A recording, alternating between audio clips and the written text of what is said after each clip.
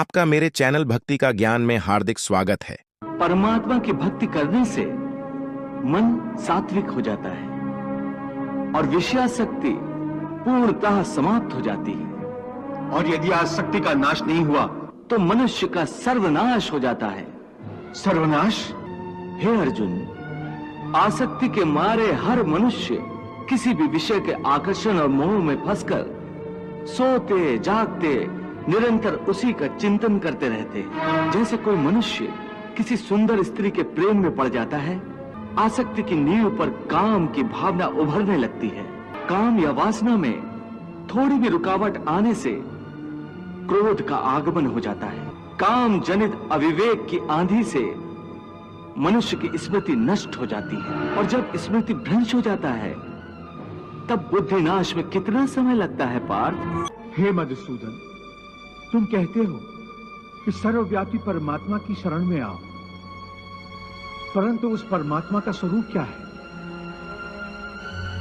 मुझे अपना वो स्वरूप बताओ जिसकी पूजा की जाए, क्योंकि संसार में भिन्न भिन्न लोग भिन्न भिन्न देवताओं की पूजा करते हैं। क्या वो पाप है?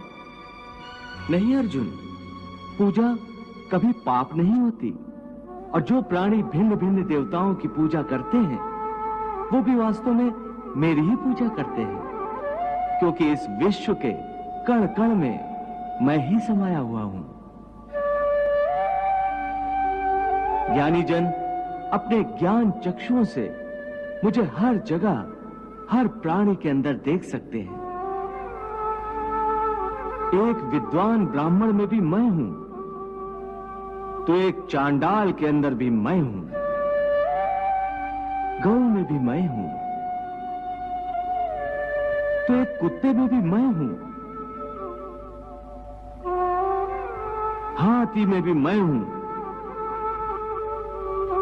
तो चोटी में भी मैं हूं। विद्या विनय संपन्ने ब्राह्मणे गवि हस्तनी शुनि चैव स्वपाके च पंडिता समदर्शिना।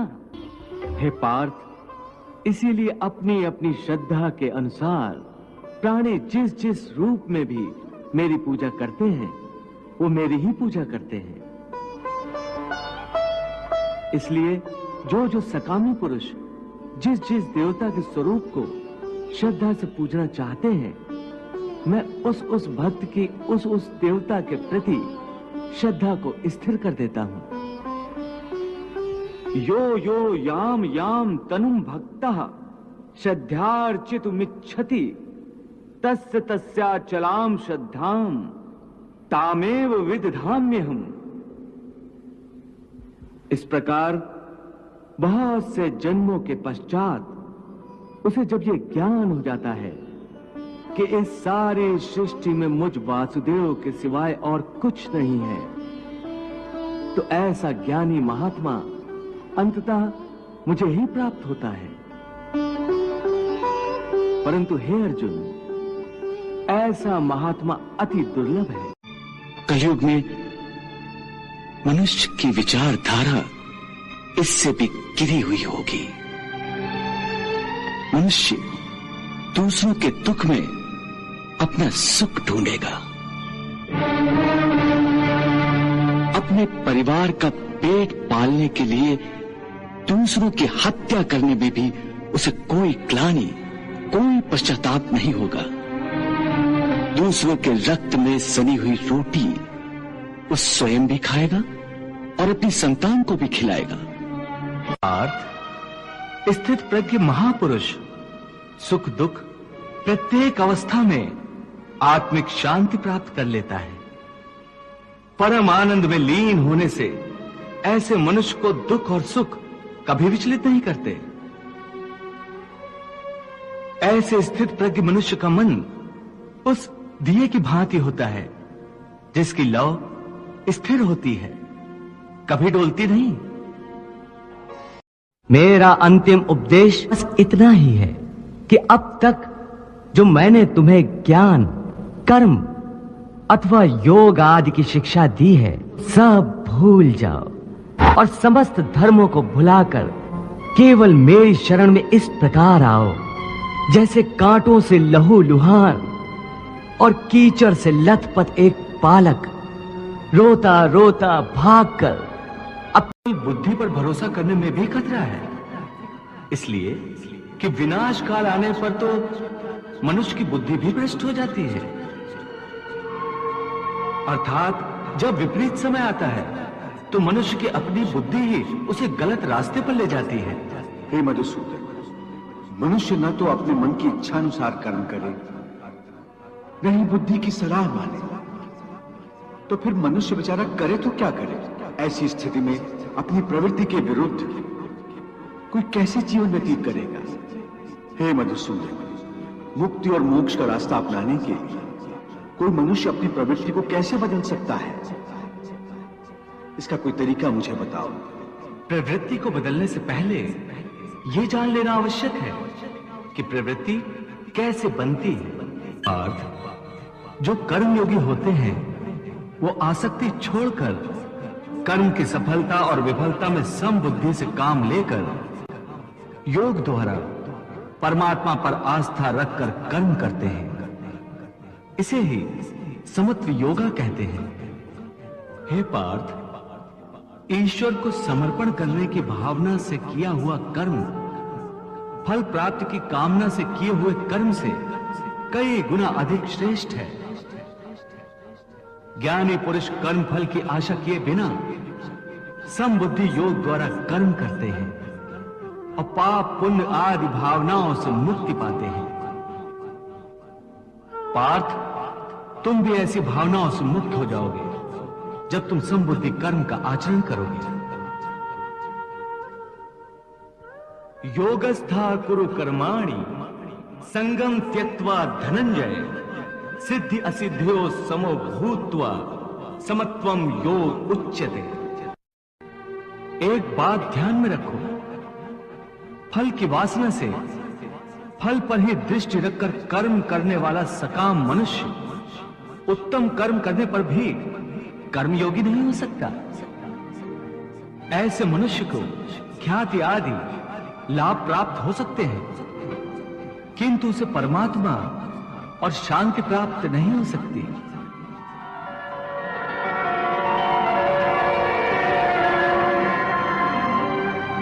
हे केशव, मनुष्य को पाप पुण्य दोनों बंधन कारक है। दोनों से भला बुरा प्रारब्ध बनता है। प्रायश्चित द्वारा पाप से मनुष्य मुक्त हो सकता है, परंतु पुण्य से वो मुक्त कैसे होता है? हे अर्जुन, पाप पुण्य, सुख दुख, यश अपयश आदि भावनाएं साधारण मनुष्य के लिए हैं, परंतु जो कर्मयोगी होते हैं वो इन भावनाओं से मुक्त होते हैं, आलिप्त होते हैं। कर्मयोगी अपनी अंतरात्मा की आवाज को परमात्मा का आदेश मानकर आचरण करते हैं। इसमें कहां आती है पाप पुण्य की भावना? हे पार्थ, यदि तुम मोह के अधीन हो गए हो तो निष्काम कर्मयोग कैसे अपनाओगे? तुम्हारी बुद्धि पर जो मोह के अंधकार का पटल छा गया है उसे ज्ञान के प्रकाश से हटा दो और अपनी बुद्धि को मोह के दलदल से बाहर निकालो। हे पार्थ, यदा ते मोह कलिलम बुद्धिर्व्यतितरिष्यति तदा गन्तासि निर्वेदम श्रोतव्यस्य श्रुतस्य च। हे पार्थ, मोह बुद्धि का अज्ञान होता है और इसी अज्ञान के कारण मनुष्य भौतिक आकर्षण में फंस जाता है। वो जानता नहीं कि देह तथा समस्त भोग नश्वर है, मिथ्या है। जब मनुष्य सत और असत अथवा नित्य और अनित्य का भेद जान जाता है तब वो निरासक्त हो जाता है। उसे किसी भी चीज का आकर्षण नहीं रह जाता। इसका दूसरा अर्थ है मोह का त्याग करना तथा मोह का लोप होने पर मनुष्य किसी भी प्रकार से किसी भी वस्तु की ओर आकर्षित नहीं होता। हे पार्थ, यथार्थ ज्ञान की प्राप्ति होने के बाद मोह का त्याग होता है, आत्मिक योग बल में वृद्धि हो जाती है। योग बल के कारण मन स्थिर हो जाता है।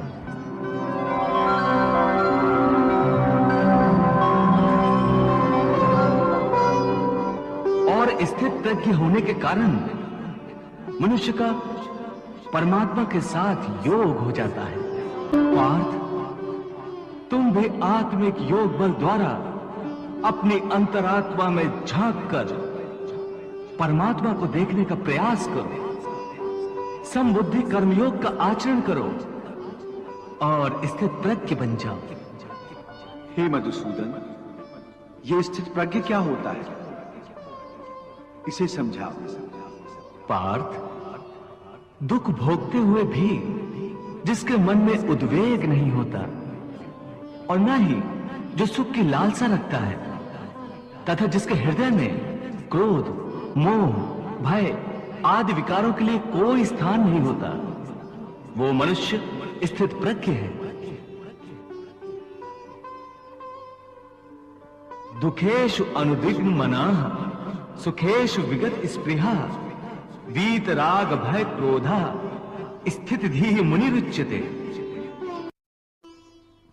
हे पार्थ, स्थित प्रज्ञ महापुरुष सुख दुख प्रत्येक अवस्था में आत्मिक शांति प्राप्त कर लेता है।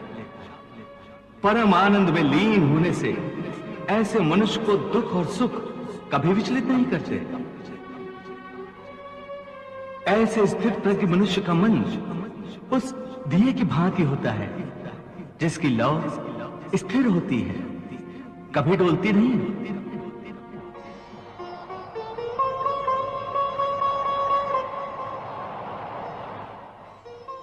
प्रभु, दिए की लौ अधिक समय तक अचल और अडोल तो रहती नहीं, वो हवा के हल्के से झोंके से भी तड़पने लगती है।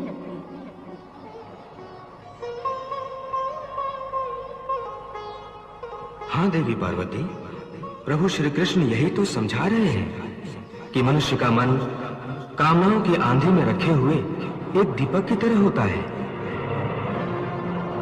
कामनाओं के तेज झोंके उस दिए की बाती को स्थिर नहीं रहने देते।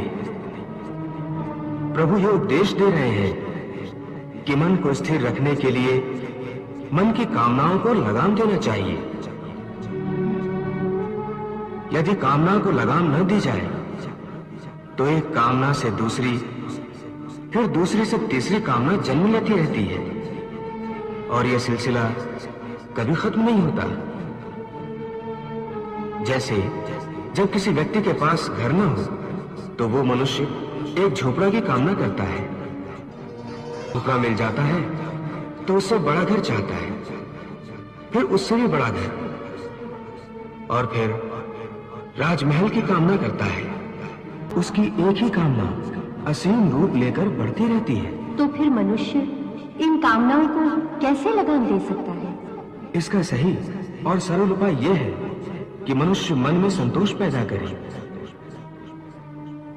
जहां जिस अवस्था में जिस क्षण में उसे संतोष प्राप्त हो जाए, वहीं उसी क्षण में प्राणी सुखी और शांत हो जाएगा।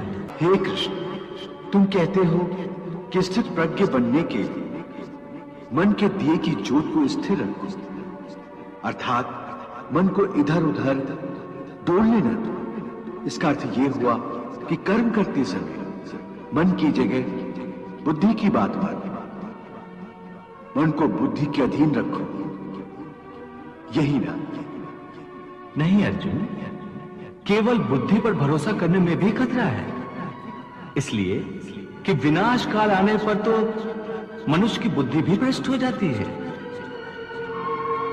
अर्थात जब विपरीत समय आता है तो मनुष्य की अपनी बुद्धि ही उसे गलत रास्ते पर ले जाती है। हे मधुसूदन, मनुष्य न तो अपने मन की इच्छा अनुसार कर्म करे, न ही बुद्धि की सलाह माने, तो फिर मनुष्य बेचारा करे तो क्या करे? ऐसी स्थिति में अपनी प्रवृत्ति के विरुद्ध कोई कैसे जीवन व्यतीत करेगा? हे मधुसूदन, मुक्ति और मोक्ष का रास्ता अपनाने के लिए कोई मनुष्य अपनी प्रवृत्ति को कैसे बदल सकता है? इसका कोई तरीका मुझे बताओ। प्रवृत्ति को बदलने से पहले यह जान लेना आवश्यक है कि प्रवृत्ति कैसे बनती है। हे अर्जुन, मनुष्य जन्म से ही अपने साथ सत्व, रज और तम 3 गुणों को लेकर पैदा होता है। इस सृष्टि की रचना इन्हीं 3 गुणों के आधार पर की गई है। इस त्रिगुणात्मक सृष्टि में रहने वाले समस्त प्राणियों में तीनों गुण विद्यमान होते हैं, परंतु हर प्राणी के अंदर इन तीनों में से कोई न कोई एक गुण अधिक प्रधान होता है, और जिस गुण की प्रधानता अधिक होती है उस प्राणी का चरित्र वैसा ही बन जाता है। रजोगुण प्रधान पुरुष को ऐश्वर्य, ठाट बाट और राजपाट की लालसा होती है। तमोगुण वाला आलसी और प्रमादी होता है। द्वेष, क्रोध जैसी नकारात्मक भावनाएं उसमें कूट कूट कर भरी हुई होती हैं। और सत्व गुण वाला? सत्व गुण ही उत्तम गुण है। सात्विक मनुष्य सीधा और सच्चा होता है। वैसे तो हर मनुष्य के स्वभाव में ये तीनों गुण कुछ न कुछ मात्रा में होते हैं, परंतु जिस मनुष्य में जो गुण प्रधान होता है वो वैसा ही हो जाता है। उसकी जैसी प्रवृत्ति होती है वैसी ही रुचि हो जाती है। अगर आपको ये वीडियो अच्छी लगी हो तो लाइक करें और शेयर करें और मेरे चैनल भक्ति का ज्ञान को सब्सक्राइब करें। आपका धन्यवाद।